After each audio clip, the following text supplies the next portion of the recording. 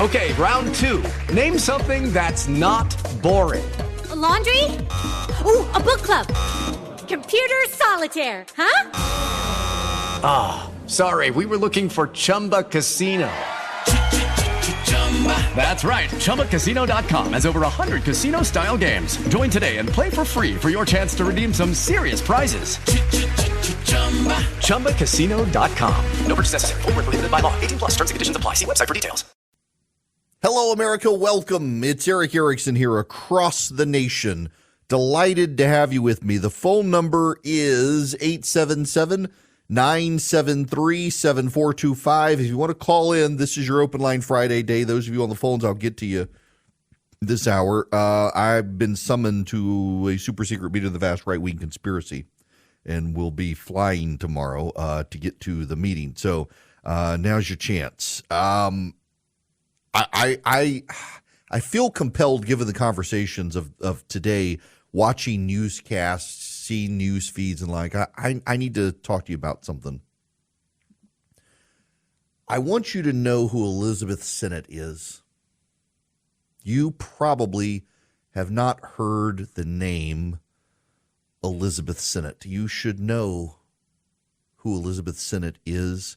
Elizabeth Sinnott died March 18th, 1988. She was the wife of Charles Sinnott, a Church of Christ pastor in Sheffield, Alabama. Charles Sinnott, her husband, had financial problems and wanted to cash in a life insurance policy. So he hired two men to go to their home and murder his wife. He paid $1,000. Someone was willing to take $1,000 to murder his wife, Elizabeth, and she fought. They invaded the house, and Elizabeth put up a fight. She was stabbed over 15 times. She wasn't shot. It was not quick. She was beaten with the poker from the fireplace and stabbed over 15 times and bled to death. She fought and fought hard, according to the investigator. The investigator said there was blood everywhere. She clearly had put up a struggle. She was beaten with the poker from the fireplace, the cast iron poker, and stabbed over 15 times before she died. She had children. A week later, her husband, when investigators realized it was a murder for hire, her husband ate a bullet and took the coward's way out to avoid the consequences of his actions. Sinnott recruited a man named Billy Gray Williams, and Williams recruited a man named Kenneth Smith. They were each paid $1,000 to murder this woman. The state of Alabama has executed Williams. They attempted to execute Kenneth Smith with lethal injection, but they couldn't find a vein to put the needle in. And so now they're going to execute him with nitrogen. When people do assisted suicide, they use nitrogen to kill them. You're going to hear a lot about how Kenneth Smith is a victim, that he's scared, that this is awful, that they're killing him. Kenneth Smith accepted $1,000 to stab a woman to death and beat her with the fireplace poker while she tried to fight him off. He is no victim. He should be executed. When the flood subsided and the ark was on dry land and Noah and his family came out, God reiterated what he had told Adam and Eve: be fruitful and multiply and tend to the planet. And he added something: execute those who would take the life of another. God believed that people who murder others should themselves be executed. because they devalue life.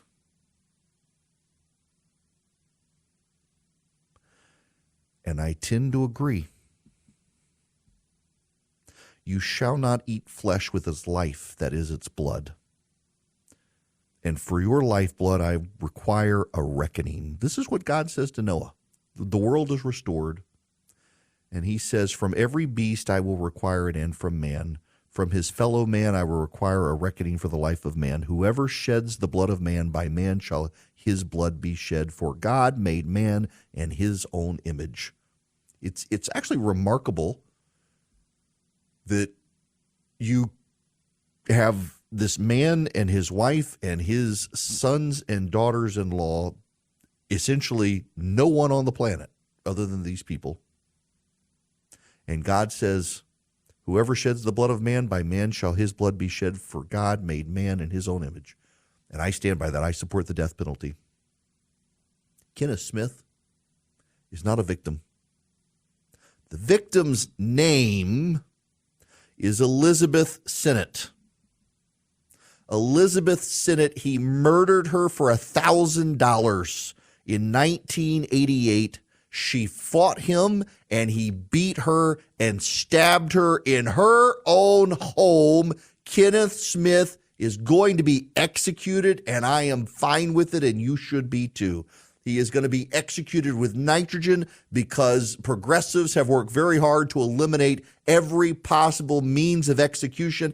And it is not a coincidence that as this nation has begun to drift away from the death penalty, that we have devalued life. I think there's a tie-in, and it goes back to that statement in Genesis. God says to kill those who would take the life of another created in the image of God. And this nation and so many Western nations, we have seen a rise in euthanasia. We've seen a rise in abortion. We've seen a rise in violence and a rise in disrespect for human life as all of these nations have decided to get rid of the death penalty. We will protect the murderer and treat them as the victim, and we devalue the actual victims. I don't think it's a coincidence at all. I have had on this morning in my studio, I flipped between the channels, and now I've got this great setup now, and I can see all of them. CNBC, MSNBC, CNN, Fox News, Bloomberg, all the news channels up there. All of them have covered this. All of them have covered Kenneth Smith, Kenneth Eugene Smith. They've all covered him. And very few of them want to cover Elizabeth Sennett. Very few of them wish to talk about what happened. Very few of them. Why is that? Why not put focus on her? She was the victim. She was the victim. Her children remain scarred by it. Her children lost her, and her children lost their father, knowing that their father was the man who wanted to murder her. And I said it wrong, that Charles Sennett, he recruited Billy Gray Williams, and Williams actually then recruited the two murderers,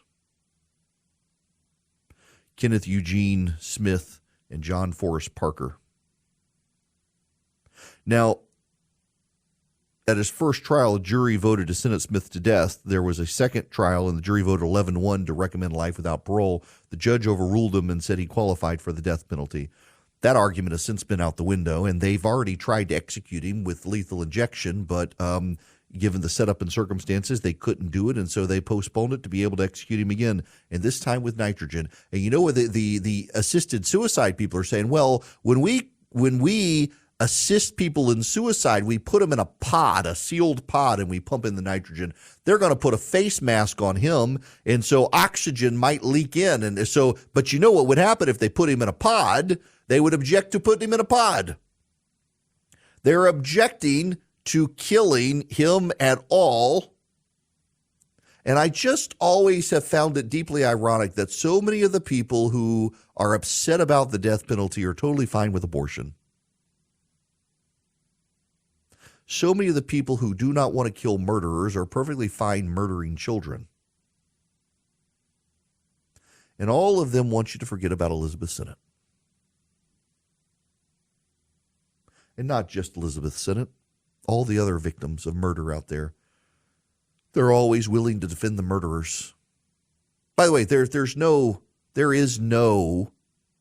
doubt about this murder. There's no nebulosity. There's no vagary. There's no obscurity.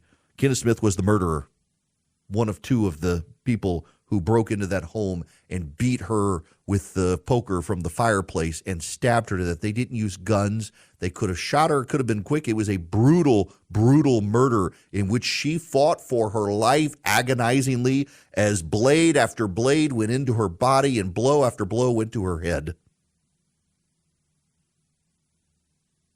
And it offends me. It offends me that they want to treat this guy as some sort of victim, and they never, ever want to tell you what he did. They never, ever want to tell you what he did or the ramifications of it, the fallout from it. For $1,000.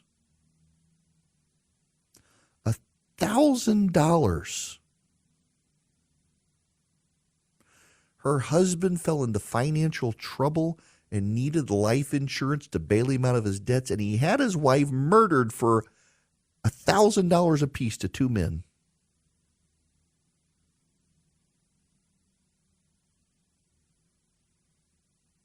Both of Elizabeth Sennett's sons will watch Kenneth Eugene Smith be executed. We just want this to be over with, and I'm sure his family does too. It's been 35 years. He's actually probably laughing, or has been, because he said he would get out of the first one, and he did. So this one better go through, or we're going to have some serious problems. That's right. He laughed about the first execution not taken.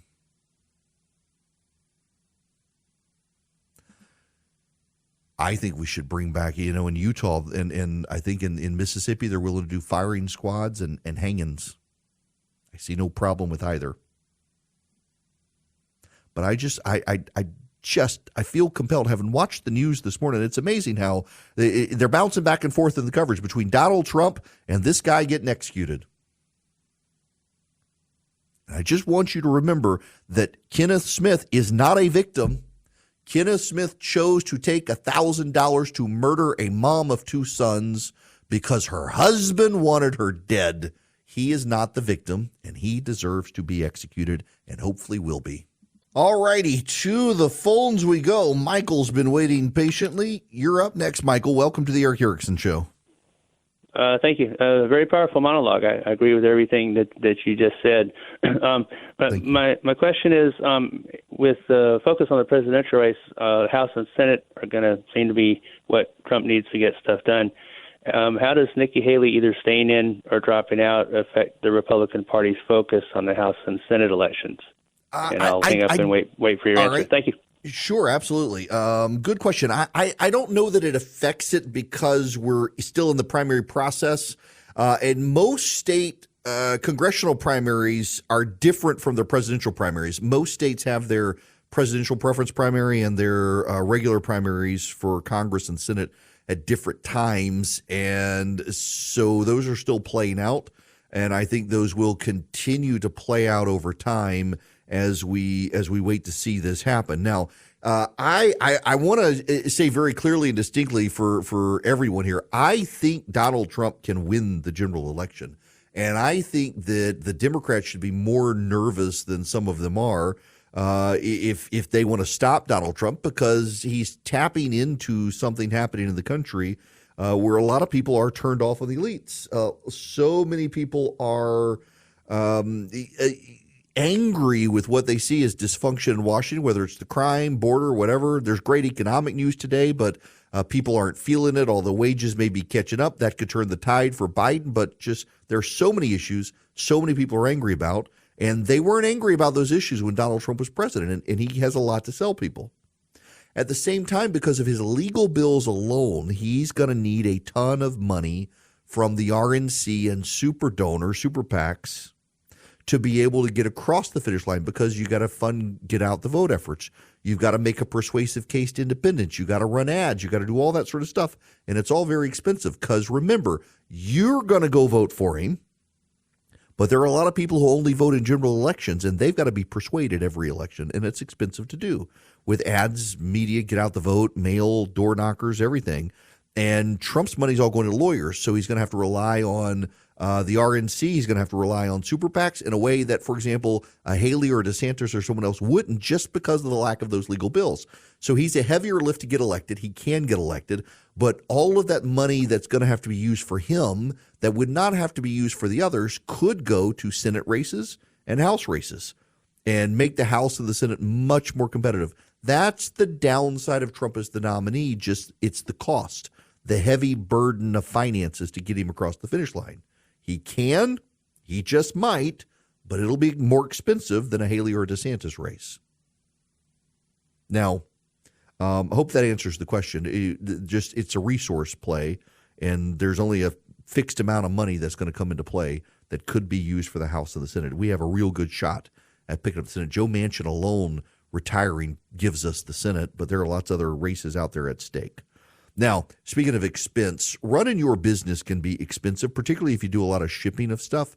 One great way to save a lot of money is to use Stamps.com like I do. You can save up to 89% on post office and UPS shipping rates. It's incredible savings. If you go to Stamps.com and you click the microphone, you can put in my name, Eric, E-R-I-C-K. You can start saving today with Stamps.com. And here's what I love about it. There is no long-term commitment. There's no contract. You can cancel at any time. I've been a customer of theirs for 20 years, but not 20 consecutive years. There have been years where I didn't need Stamps.com, and then suddenly this past year, as I started picking up radio stations and need to send stuff to people, promo stuff, I went back to them, and they are as good as they've ever been. In fact, better now. Their website, their ability to get supplies, labels, and stuff from them, it's so great. You can order everything from Stamps.com, and you can cancel at any time. Right now, if you go to Stamps.com, you click the microphone and you put in Eric, E-R-I-C-K, you're going to get a free limited time offer with free postage, a free digital scale to help you weigh out your packages, and then you can ship with Post Office, UPS. And here's the thing that's so brilliant. You can arrange pickup at your office through Stamps.com or your home. You never have to go stand in line. You don't have to get in your car.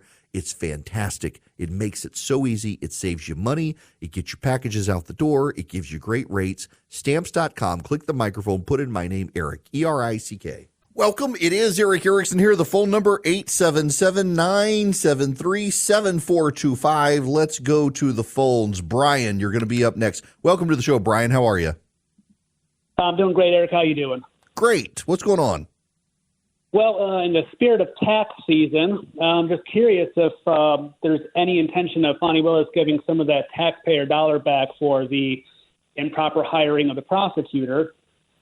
And to kind of follow up, doesn't that entire situation kind of peek behind the veil as to how serious they're really taking that case? And I'll just let you answer. Thank you.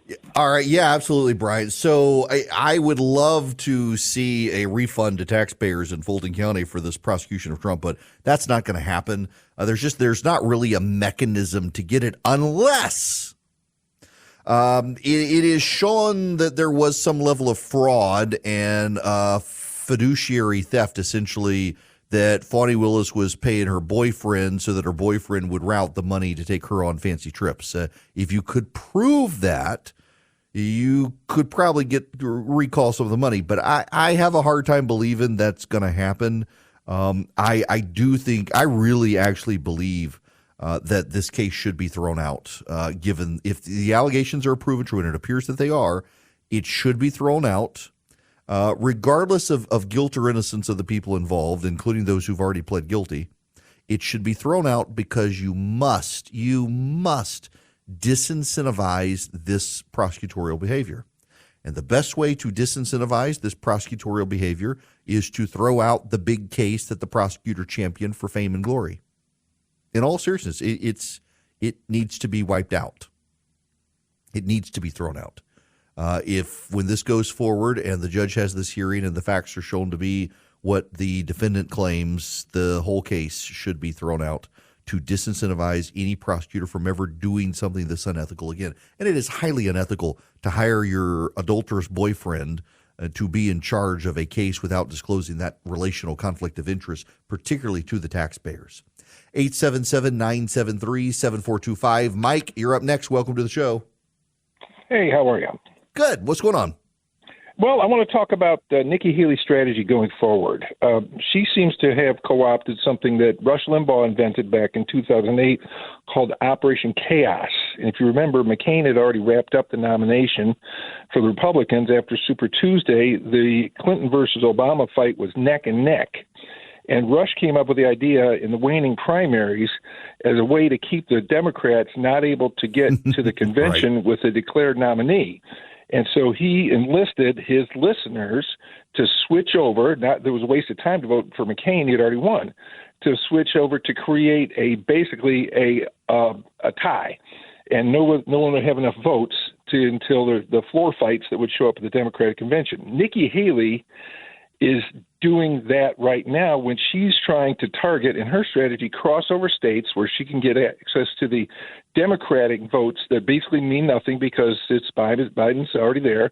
So as long as they're going to show up to vote, she would like them to vote for her. And she's going to pile up delegates and pile up votes using the Democrats to become the Republican nominee. Look, I would say it's the Democrats who are doing it more than her. She's taking advantage of it, as Clinton did in the Operation Chaos of 2008, and dragging this thing out. Except that there is one problem, however, Mike, with the way this is playing out, and that is that she's not winning enough delegates anywhere so far. She's going to get blown out of the water in South Carolina. And then increasingly, as the GOP progresses, it moves to winner-take-all states. So the difference between the Democratic primaries and the Republican primaries is that the Democratic primaries are almost all proportional delegates. The GOP starts with proportional delegates and then rapidly moves to winner-take-all states. So if it's a 51-49 win for Trump, he gets 100% of the delegates. And what we're seeing is even as the independent voters come out and the Democrat voters come out and claim to be Republican, Haley's not putting points on the board. For perspective, if you go back to 2008, Barack Obama secured the nomination June 3rd, 2008. On my birthday in 2008, he got enough votes to become the Democratic nominee. Hillary Clinton held on. She got 46%. No, she got 49% of the delegates pledged. When you take in super delegates and all, at the end, she got 46%. He got 53% of the delegates. But of pledged delegates, people in the voting, it was 51-49 in the elections. And they've changed the super delegate rules for the Democrats there. But that's why something like an Operation Chaos becomes a little harder on the GOP side, is because Haley can get incremental proportional delegate votes in the beginning, but as it goes on, a lot of those bigger states become closed primaries and they're winner take all. So there are only a handful of states she could even do an Operation Chaos style vote in. After that, it's closed primaries, Republicans only, no crossovers, and they're all Trump. My guess is, so for perspective, Barack Obama was able on June 3rd, 2008 to get enough delegates to cross the threshold to win the nomination. In 2024, in the Republican primary, Super Tuesday comes in early March. Right now, so you need 1,215 delegates to get the GOP nomination. Trump's got 32. Nikki Haley has 17. DeSantis has 9. Vivek Ramaswamy has 3. And as the calendar plays out over time, you're going to have this massive surge starting on, it's going to be March 5th. Alabama, Alaska, American Samoa, Arkansas, California, Colorado, Maine, Massachusetts, Minnesota, North Carolina, Oklahoma, Tennessee, Texas, Utah, Vermont, and Virginia. And then 1 week later, on March 12th, you'll have Georgia, Hawaii, Mississippi, and Washington. And then March 15th, the Northern Marianas, and March 16th, Guam, March 19th, Arizona, Florida, Illinois, Kansas, Ohio. So by the end of March, March 23rd will be Louisiana. By the end of March, you're going to have almost all of the delegates collected. And the way that it's flowing is you will have this massive pile of delegates coming in, and Trump should officially be the nominee by the end of March, just the way the calendar's playing out. And then the Republican convention is going to be the 15th through the 19th of July. The Democratic convention will be the 19th to 23rd of August. The gathering will be the 8th through the 11th of August between the two conventions, and we'll be focusing on, at my gathering, the Senate and the House candidates that we can put on the board for. So there you have. That's the lay of the land. That's why an Operation Chaos becomes harder on the GOP side. So many of the winner-take-all states and the closed primary nature of them, it just becomes very hard to do. But yeah, to begin with, she's definitely benefited from non-Republicans flowing over, but the structure of the Republican primary is so different from the structure of the Democratic primary in terms of both winner-take-all and superdelegates and proportional voting and the lay of the land on the calendar. Not all of them have the same calendar structure. Some of them have, for example, the Iowa caucus for the Democrats won't happen until March. So they're not always on the same flow either. So I hope that answers your question. I just don't see a mathematical way for Nikki Haley, even with the flood of independent and Democratic voters coming for her, to secure the nomination. Robert, you're going to be up next. Welcome to the show. Thank you, sir. I really do love your show, and I love your perspective as far as with theology and your studies. My quick question is, you mentioned post-flood Noah and God giving him instructions, and regarding a man taking another man's life. In your insight on this, I've been in the service for 15 years. My grandfather, my father. Where does that? For those who are not familiar, or those who, even for myself, not being very strong in my faith, as far as knowledge, where does it play into in conflict? A service member or individual who goes to war and is put in that situation where they have to, in fact, take a life. That's a great question. When you play out what he's telling Noah, for example, that is specifically with the word choices used that we don't pick up in the English translations. That's about murder. It's different from war. In fact, very quickly, as population rebuilds, God is telling the Israelites, you've got to actually wipe out people, or they're gonna corrupt you. And then you get into the New Testament and Christian theology, and there is a just war doctrine that's pervasive in the New Testament, where you taking up arms for your country, God establishes rulers and kingdoms, and countries fight each other, that you in a just war are totally allowed to and authorized to take the life of the enemy. There's a difference between taking the life of someone in combat and willfully taking the life of someone. Let's go with Kenneth Smith.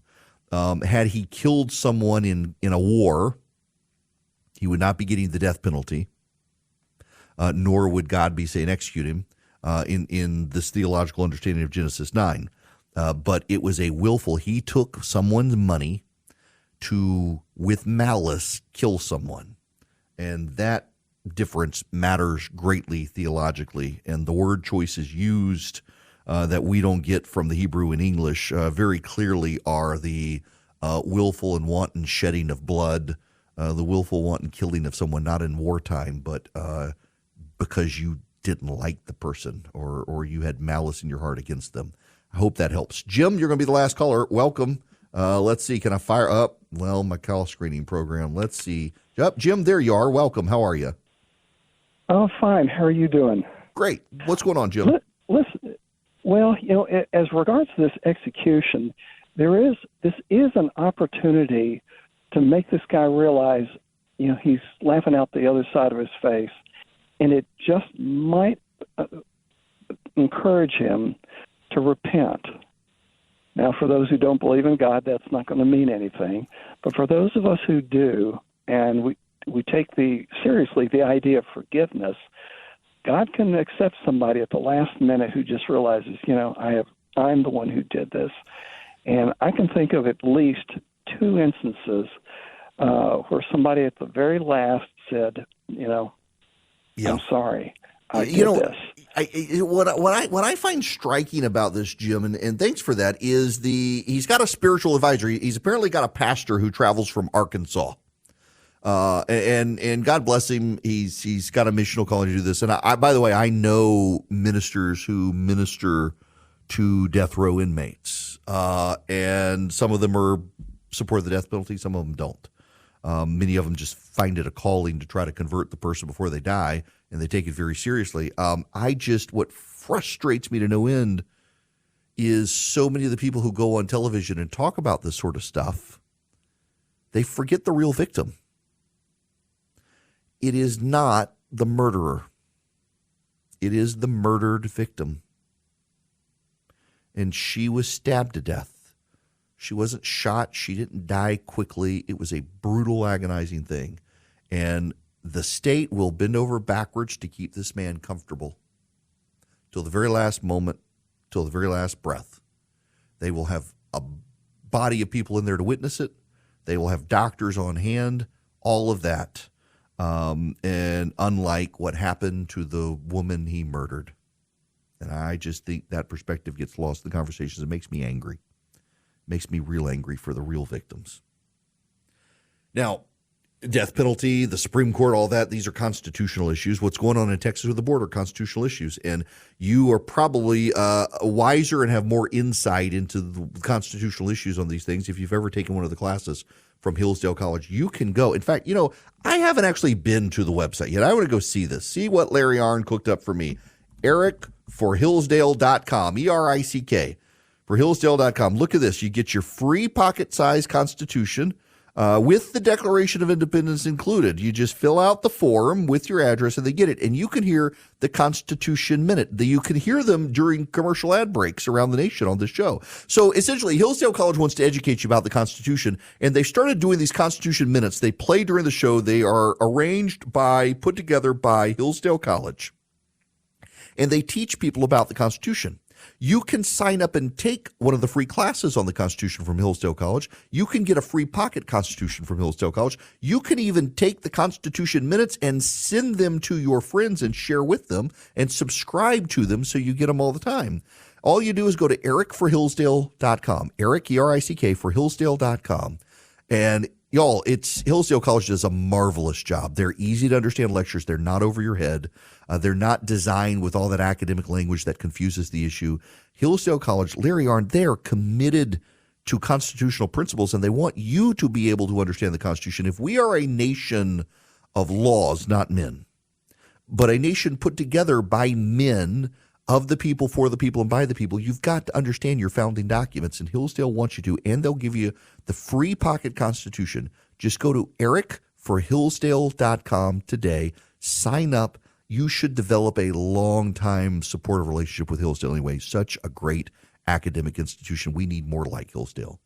Hello, welcome. It's Eric Erickson. Y'all, have you heard of ZERP? ZERP. You should know the economy is actually growing. May not feel like it for you. This is good news, and we should take it as good news, and maybe they'll revise it downward, but the economy grew at 3.3%. That's great. Also, it does appear wages are now outpacing inflation. That's great. It suggests the Fed is not going to lower interest rates probably in March, but by the summer we'll begin lowering interest rates. That's good. That will help the economy. Who cares about the political implications? If your life is getting better, your family's life is getting better, your 401k is doing good, that's good, and you should take it as good. If wages are outpacing inflation and the economy is growing, that's fantastic. I don't know whether the numbers will be revised down or not, but There is something that you also have to consider, and that is ZIRP, zero interest rate. What is it? Zero. I used to know, and now suddenly I'm having a brain for it. But zero interest rate policy. That's what the P stands for, ZIRP, zero interest rate policy. Zero interest rate policy made it very easy for tech companies to grow. It made it easy for private equity to buy up a lot of businesses. And now interest rates are high. And a lot of the companies that thought that we would just have pretty much zero interest rates forever are now starting to struggle, and the media is being wiped out. Business Insider laying people off, Los Angeles Times laying people off, all the journalists are like, poor us. I do have to say, Los Angeles Times reporters losing their jobs, massive layoffs. I feel bad for anyone losing their jobs, but I'm reminded the other day, after all these lectures about how private equity is bad and we need local owners, the Baltimore Sun got bought from private equity by a local buyer, and the media reaction was, oh my gosh, that's a conservative. It's not necessarily better. Give us back to private equity. I mean, what they want is they want to be able to do their job as progressives in the media, advocating for progressive causes, and they expect other people to subsidize them. And when ZIRP was around, zero interest rate policy, it was possible, and private equity let them alone, and now interest rates are up, and they're being held accountable for profits. Tech companies are in the same boat. I got a buddy of mine who worked for a tech company, and their whole business was grow, take on debt. The company was making enough money in the stock market and interest rates were so low, it was fine. But as interest rates went up, suddenly they're like, whoa, you got to turn a profit now. People are getting laid off. Companies are being shaken up. Some companies are going out of business. The reality is where we are right now is normal times. And normal times are 4 to 5% interest rates. And for some reason, people forgot how to do business in that time. And that's actually normal times. We are back in normal times, and it just feels abnormal in large part because our leadership in the White House is so abnormally demented, and we're going to have to deal with that at the ballot box. Hello, it is Ryan, and I was on a flight the other day playing one of my favorite social spin slot games on ChumbaCasino.com. I looked over at the person sitting next to me, and you know what they were doing? They were also playing Chumba Casino. Coincidence? I think not. Everybody's loving having fun with it. Chumba Casino is home to hundreds of casino-style games that you can play for free anytime, anywhere, even at 30,000 feet. So sign up now at ChumbaCasino.com to claim your free welcome bonus. That's ChumbaCasino.com and live the Chumba life. No purchase necessary. VGW. Void where prohibited by law. See terms and conditions. 18+.